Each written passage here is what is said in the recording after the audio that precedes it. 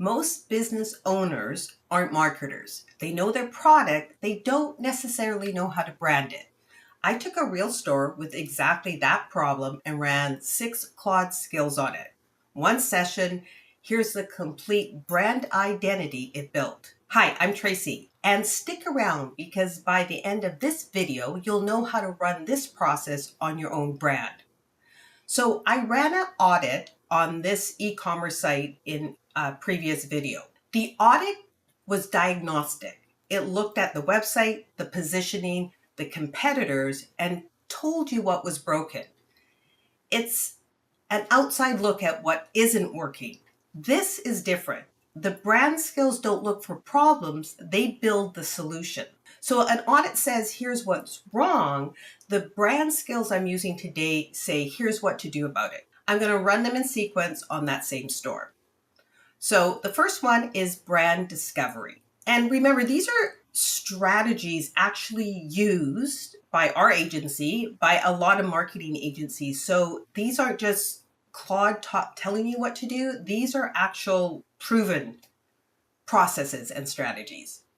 So brand discovery is before you brand anything, you need to know where you actually fit in the market. Not where you think you fit, but where the data says you fit. Discovery finds the positioning territory that's actually available. So a lot of business owners skip this. They just start designing, but this is what makes everything that comes later make sense. Then there's the brand archetype. Your brand needs a personality before it needs a logo. This skill picks from 12 established brand personalities and matches one to what this business actually is. Sounds kind of abstract until you see how much it changes every output that follows. Brand ideation. This is where the brand starts saying something specific. Positioning territories, tagline candidates, the actual words that make someone feel something about this business. And of course, the brand voice. Most brands sound inconsistent, different on the website, different in emails, different on social. Voice defines how the brand sounds everywhere. What words to use, what to avoid, and how the tone shifts by context. And then, of course, brand identity. Colors, fonts, imagery, direction. Not what colors do you like, but colors that match the personality and reinforce the positioning. And of course, the brand style guide. This is the deliverable. Everything from every skill in one document. You, a web designer, a VA, everyone works from the same rules. So that's the full scope of this video, or the full pipeline. We're running all of it. And as I said, this is a proven process. These are the same framework agencies use to build brand identities. But you know your audience better than Claude does. If something it gives you doesn't feel right, push back, say so, or at least ask it why it made that choice. So let's do discovery. I'm doing this in Claude Cowork, and all the skills I'm using today have already been installed. If you want the skills, I'll put them in the video description. Also, if you want to know how to set up skills, just check out my video where I talk about how to set up Claude. So let's add our prompt. And I'm not showing the real website only because when you film websites that are online, sometimes people aren't so nice with those websites. So for now, we're just going to keep it under wraps. Of course, it's going to ask me what the URL is of the brand. Okay, went to the website and it has enough to write the discovery report. So the discovery was looking at the existing brand, researching its competition, this brand's competition or this company's competition, researching the audience, and now it's mapping the positioning. And this is really key to know what your position is in the market. Okay, so the discovery is that there's a real competitive gap that it can fill because it's affordable expertise. So just from the discovery report, we've got the business, what they sell, the brands they carry, the price range, where it is, and the current brand state. They also have the audience. They have a primary audience, the demographics, the psychographics, the jobs to be done, like what they want to get out of this brand. the pain points. They also have the secondary audience, and there actually is a third. Then it goes into the competition, the direct competitors, the indirect competitors. Then what's working in this niche? What's shifting? What is this category's conventions? What does everyone else do? Where are the gaps? And then it has the positioning territories.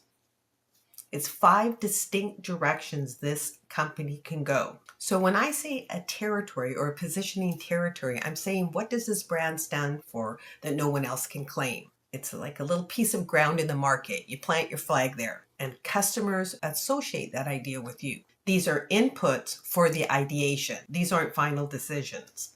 And then it tells you the core idea, why it works, the risk, and how you express this territory. Okay, let's do the next one. So for this skill, there's actual reference files, but they are missing. But it has everything it needs from the discovery work to apply this properly. And so it's given me the archetypes. And so now we have the personalities. There's a warm conversational vibe. Then there's a bold, confident vibe. And then it tells you what to reject. And then it also gives you the neighboring aesthetics. So the whole point of this is so that you're not starting from a blank page. You want to select a primary archetype and then a secondary that adds some nuance. Okay, so I ran brand ideation, and it's come back where it's pulled in from discovery and from the archetype.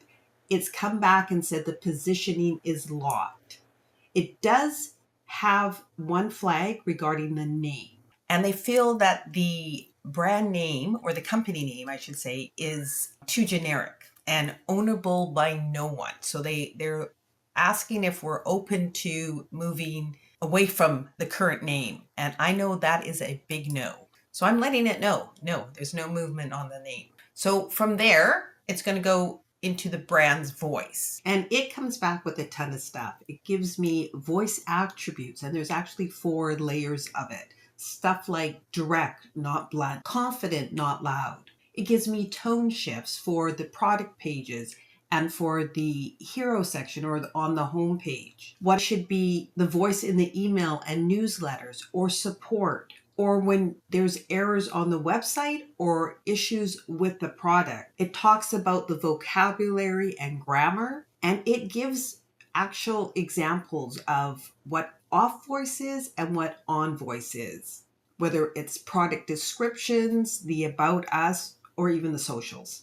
Okay, they do have something wrong about the actual about story. So you want to make sure you're reading what it's coming back to and correcting it. Okay, so we've moved on to brand identity. So now it's giving me a visual identity board where it's giving me the colors it's going for, the typography. Interesting, not my first pick. I'm not really happy with the colors it's choosing, so I would push back. So Claude came back with teal and orange. My first reaction was no.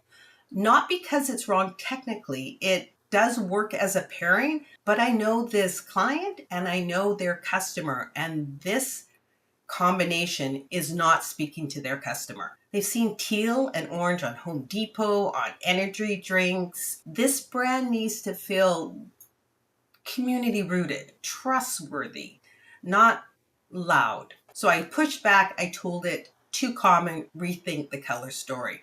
This brand is not orange and teal. So it came back with a series of blue colors, which actually did fit this brand. And that goes back to where you need to give your feedback. Claude didn't know to avoid teal and orange. I knew because I know the customer. And that's what this whole process is. AI proposes, you apply what you know about your market, and it gets better. If you accept the first output, you're leaving your expertise out of the equation. And your expertise is the point. And again, just because you're not a marketer doesn't mean you don't know your customers, how they speak, what connects them to your brand or your product. And you need to feed that all in while you're doing this process. Okay, our style guide revealed. This is the deliverable. It packages everything up. Now, this probably took me from the start to the finish about 25 minutes because Claude has to think through everything.